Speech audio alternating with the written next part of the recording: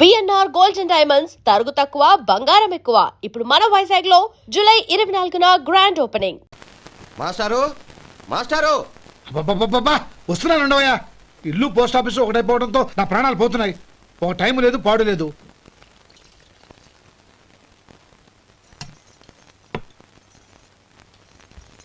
ఏమండి, సాయంత్రం అమ్మాయిని చూసుకోవడానికి పెళ్లివారు వస్తున్నారు. అయితే మర్చిపోతారేమోనని. ఎందుకు మర్చిపోతాను? ఇది 36వ సంబంధం. వాళ్ళందరికీ నచ్చంది వీళ్ళకి మాత్రం నచ్చుతుందా? మర్చిపోతాను. ఏంటో కంగారు? వస్తున్నాను కదా. ఏం కావాలి? 2 ఇంగ్లాండ్ కవర్లు 2 కార్డులు రండి.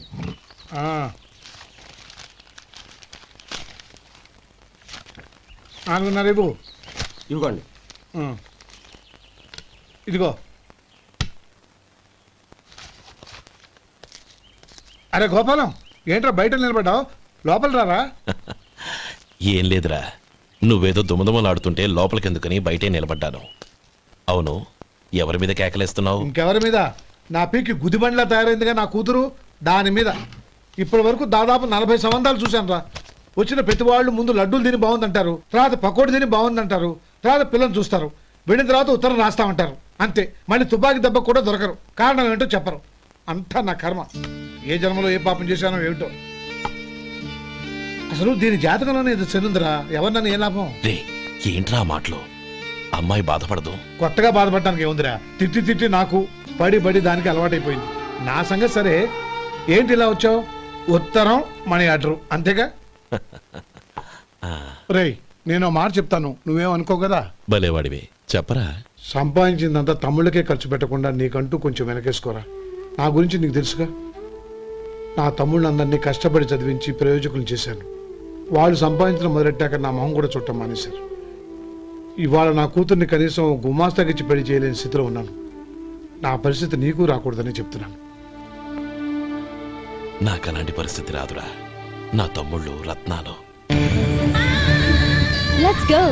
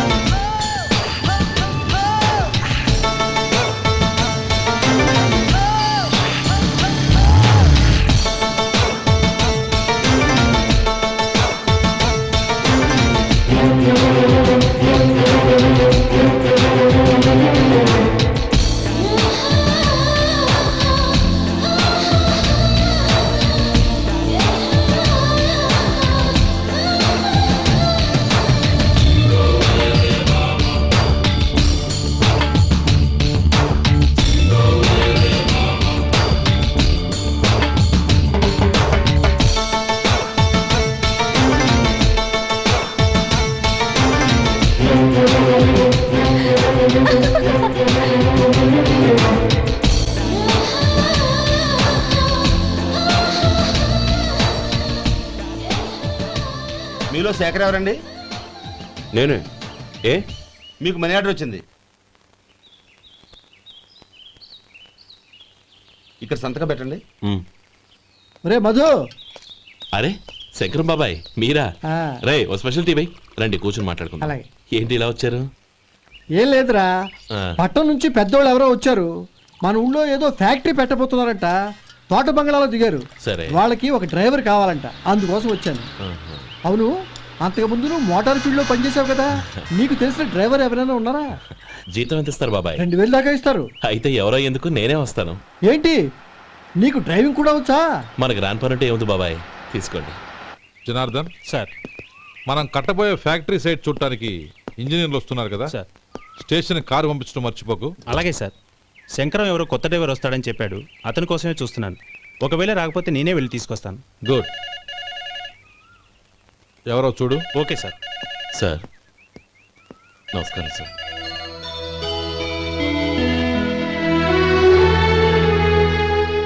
నువ్వు గోపాలరావు తమ్ముడు కదూ? అవునండి. నేను ఆ రోజే మీ అన్నయ్యతో చెప్పానే, పెళ్లి విషయంలో నా నిర్ణయం మారదని. ఎందుకు వచ్చావు? నేను అందుకు రాలేదండి. మీకు డ్రైవర్ కావాలని శంకరం బాబాయ్ చెప్పారు, ఆ పని కోసం వచ్చాను. ఓ ఐ సీ. లైసెన్స్ ఉందా? ఉందండి. ఓకే, ఆ కార్ తీసుకుని స్టేషన్కి వెళ్ళు. నీ కూడా మా పిఏ వస్తాడు. అలాగే సార్. ఇంకో విషయం, నువ్వు ఎవరివి ఏమిటన్నది ఎట్టి పరిస్థితుల్లోనూ మా అమ్మాయికి తెలియకూడదు. అర్థమైందా? అలాగే సార్. వెళ్ళు.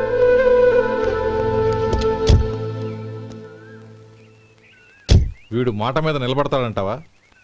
కోట్లిచ్చినా మాట తప్పని వంశం అండి వాళ్ళది.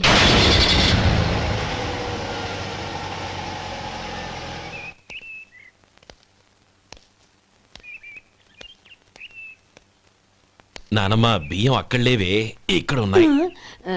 ఆ మాత్రం నాకు తెలీదా? కింద పడ్డ బియ్యాన్ని ఏరుతున్నాలే. అవును, పొద్దెక్కింది, మీకు భోజనాలు వడ్డించేయమంటారా? సుబ్బారావు గారి దారిలో కనిపించారు నానమ్మ. ఆయన భోజనానికి పిలిచాను. ఆయన వచ్చాక అందరం కలిసి భోజనం చేస్తాం. అలాగేలే. అమ్మా, ఆ, రండి బాబు రండి, మీకోసమే ఎదురు చూస్తున్నాను. ఏమిటి బాబు ఆలోచిస్తున్నారు? ఇది మీ సొంత ఇల్లు అనుకోండి. రండి బాబు రండి రండి. అదేంటమ్మా అడుక్కునే లోపల తీసుకొచ్చావు? ఎవరు అడుక్కునేవాడు? ఆయన మన అతిథి. అతిథికి సేవ చేసుకోవడం ఎంతో పుణ్యం. అతిథి దేవో భవ అన్నారు. ఎప్పుడు వినలేదా? నీకు ఇష్టం లేకపోతే చెప్పు, పంపించేస్తాను. అంతేగాని అడుక్కునేవాడు బిచ్చగాడని నువ్వేమో అవమానం చేయక్కర్లేదు. మీరు రండి రండి. అమ్మా భిక్ష వేయండి అమ్మా. చే వేదవ సచ్చినాడా! అమ్మా భిక్షమయ్యని ముందే అనుంటే అసలు నేను లోపలికే తీసుకెళ్లేదని కాదు. అమ్మా అని అంతటితో కట్ చేసావు. పావతలకి మళ్ళీ చుట్టుపక్కల కనబడ్డావో కాళ్ళు చేతులు విరగొడతాను, జాగ్రత్త. రే, ఎక్కడున్నావురా? ఇక్కడ ఉన్నానమ్మా. నేను బియ్యం ఎక్కడ ఆరబోసాను? ఎంత పోసారమ్మా? నన్ను అక్కడ తీసుకెళ్ళు. మరి భిక్ష పెడతారమ్మా? ముందు తీసుకెళ్ళరా చెప్తాను. రండమ్మా, ఆ. రండి రండమ్మా. ఇదిగో అమ్మా, బియ్యం ఇక్కడే ఉన్నాయి. అబ్బో, నాకు తెలుసులే. అమ్మా బిచ్చం వేయండి అమ్మా. ఒరే, ముందు నా కర్ర ఎక్కడుంది అందుకోరా. ఇలా ఇదిగోండి అమ్మా. ఏమడిగా? బిచ్చమమ్మా. భిక్షమా? భిక్షం కావాలండి, భిక్షం భిక్షం. పొద్దున్నే నా పరువు తీసావు కదరా, పరువు తీసావు కదా. భిక్షం అంట, భిక్షం. నానమ్మా. మళ్ళీ వచ్చాడు. ఇందాక అమ్మ అన్నాడు, ఇప్పుడు నాన్నమ్మ అంటున్నాడు. గుర్తుపట్టలేననుకుంటున్నాడేమో. చెప్తాను వీడి పని. ఒరే, ఇలా రారా. ఏంటి నానమ్మా? దగ్గరికి వచ్చావా? వేదవ సచ్చినోడా, దొంగ వేదవ. ఒక్కసారి నన్ను మోసం చేసి గొంతు మార్చి నాన్నమ్మ అని మళ్ళీ మోసం చేస్తావా? ఏరా, నేను గుర్తుపట్టలేదనుకున్నావా?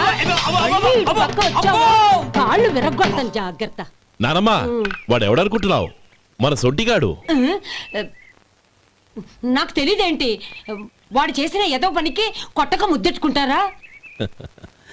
లే గోపి, ఎందుకైనా మంచిది నువ్వు ఇక్కడే ఉండు. ఆ సుబ్బారావు గారు వచ్చినా ఇదే సన్మానం చేయగలదు. అలాగే అన్నయ్య.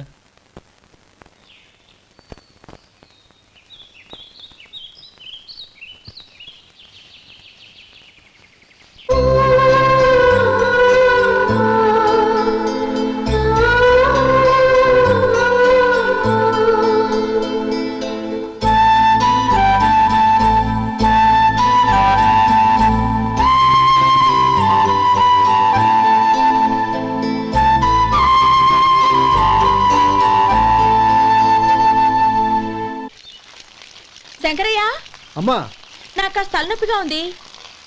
వంట ఆవిడకి చెప్పి స్ట్రాంగ్ గా కాఫీ పంపించు. అలాగేనమ్మా. గౌరీ గౌరీ, ఈ సొంటి కాఫీ తాగు, తలనొప్పి తగ్గిపోతుంది. బాబాయ్, ఆ? కాఫీ నేను చెప్తాను, మీరు వెళ్ళి పని చూసుకోండి. అలాగే బాబు.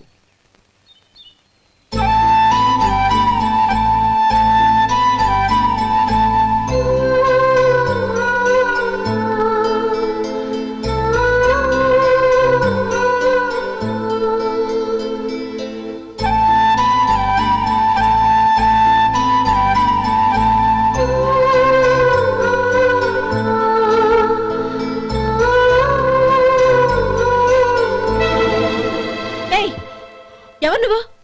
నేను కొత్తగా వచ్చిన డ్రైవర్ని. మీరు కాఫీ కావాలన్నారంట, తీసుకొచ్చాను. బుద్ధి జ్ఞానం లేదు. లోపలికి వచ్చేటప్పుడు తలుపు కొట్టి రావాలని తెలీదు. క్షమించండి, పొరపాటు అయిపోయింది. సరే సరే, అక్కడ పెట్టేళ్ళు.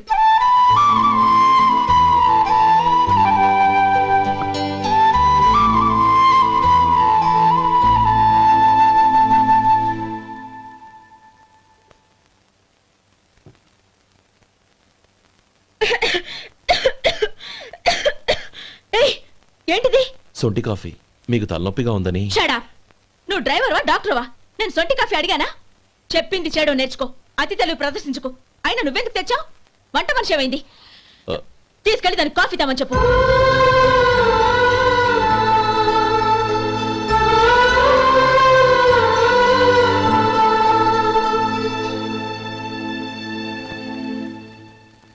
ఏమయ్యా మసాలా వాడు ఉందా?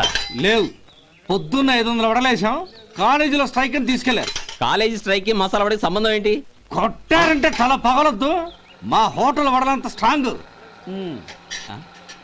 ఒకే ఒక వడుంది, తెమ్మంటావా? అమ్మో వద్దు, దోశ చాలు. బతికిపోయాడు.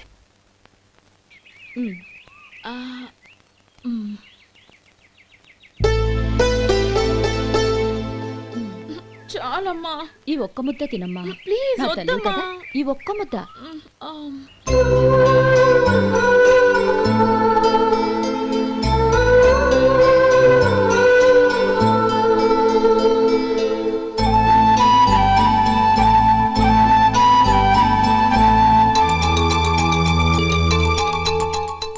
ఈ డ్రైవర్ని చూస్తుంటే నా కొళ్ళు మండిపోతుంది. ఏ అతని పద్ధతేం బాలేదు. ఎప్పుడు నన్ను రకంగా చూస్తున్నాడు. అతను అలా చూస్తున్నాడని నీకెలా తెలుసు? అంటే నువ్వు అతని వైపు చూస్తున్నట్టేగా. చూడమ్మా, చూపులకు కనిపించేది అతని శరీరం ఒక్కటే. అతని మనసులోకి చూస్తే నువ్వు అలా మాట్లాడవేమో.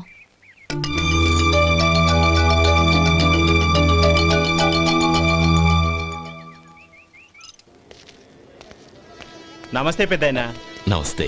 ఏంటి ఎప్పుడు ఇంట్లోంచే కదలరు? ఎక్కడికి బయలుదేరారు? చిన్న తమ్ముడు పట్నంలో డాక్టర్ చదువుతున్నాడు కదా, ఆ. వాడిని చూసొద్దామని. అలాగా, మంచిది, వెళ్ళండి. వస్తానండి. రారా. పద.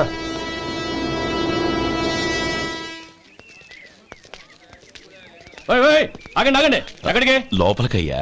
చేతులు ఏంటి ఇవన్నీ? జంతికలు, చెకోడీలు, లడ్డూలు. ఏంటయ్యా ఇవి అమ్ముకోవడానికి ఇదేమో టూరింగ్ ట్యాక్స్ అనుకున్నావా? మెడికల్ కాలేజ్, వెళ్ళండి వెళ్ళండి. అది కాదు బాబు, ఈయన తమ్ముడు ఈ కాలేజీలో చదువుతున్నాడు. ఓహో, ఈయన గారు తమ్ముడు ఈ కాలేజీలో చదువుతున్నా అంటే మీరు నమ్మాలి. ఏవయ్యా మీకు ఎలా కనపడుతున్నాను నేను? వెళ్ళండి వెళ్ళండి. అది కాదయ్యా, నేను చెప్పేది కాదు. తప్పండి తప్పండి. నమస్కారం సార్. ప్రోగ్రామ్ స్టార్ట్ అయిందా? ఇంకా కాలేజ్ కదా, నేను చూసుకుంటా కదా, నువ్వు రా. అందరూ వచ్చారు సార్. కానీ ఇంకా ఎంత ప్రోగ్రామ్ స్టార్ట్ అవ్వాలి?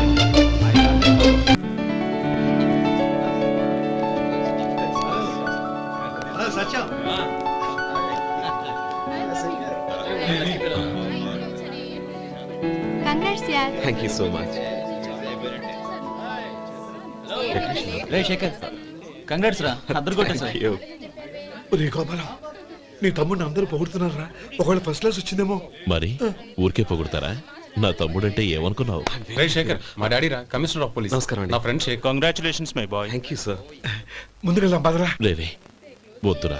ఏ తమ్ముడు డాక్టర్ చదవడం మనకి గర్వంగా ఉండొచ్చు కానీ ఈ పల్లెటూరుని తన అన్నయ్య అని చెప్పుకోవడానికి వాడికి ఇబ్బందిగా ఉంటుంది. పైగా వాడి చుట్టూ పెద్ద పెద్దోళ్ళంతా ఉన్నారు. ఇలా దూరం నుంచి చూద్దాం.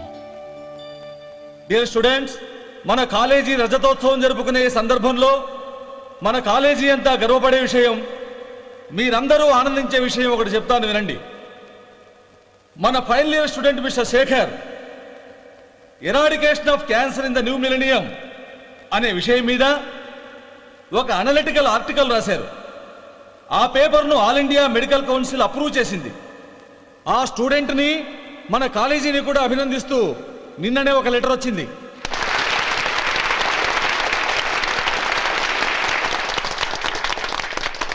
ఇంతటి చిన్న వయసులో ఇటువంటి అద్భుతమైన పేపర్ను సమర్పించిన మిస్టర్ శేఖర్ను అభినందిస్తూ మీ తరపున, మన కాలేజీ తరపున గోల్డ్ మెడల్తో సత్కరించాలని నిర్ణయించాం.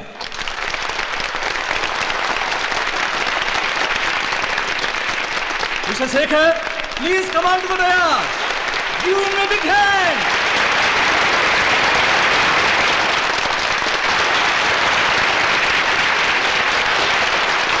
Congrats, my boy. Thank you sir.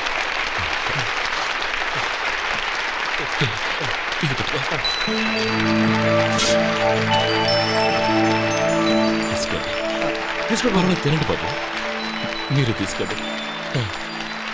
గౌరవనీయులైన హైకోర్టు జడ్జ్ శ్రీ రామ్మోహన్ రావు గారిని వారి చేతుల మీదుగా గోల్డ్ మెడల్ బహుకరించవలసిందిగా కోరుతున్నాం.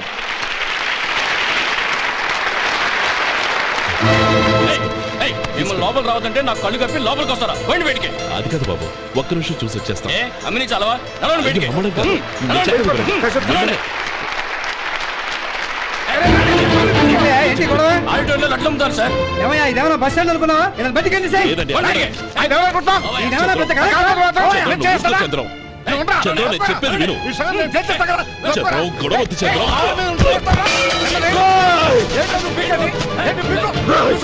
ఎంత పొగరా నీకు?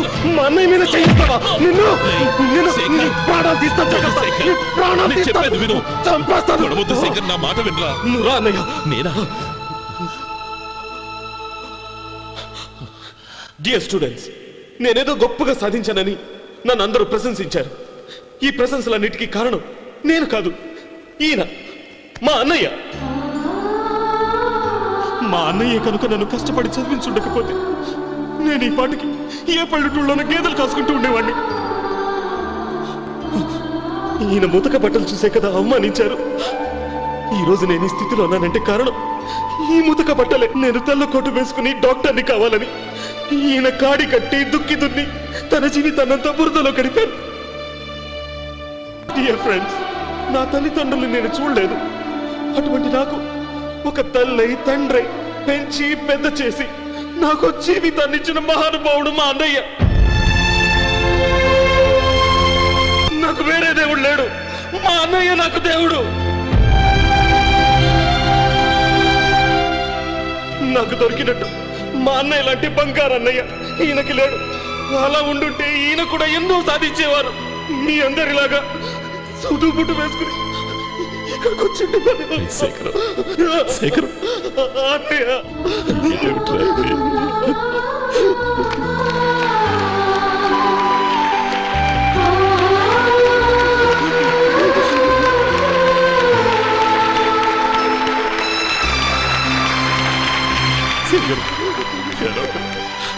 శేఖర్,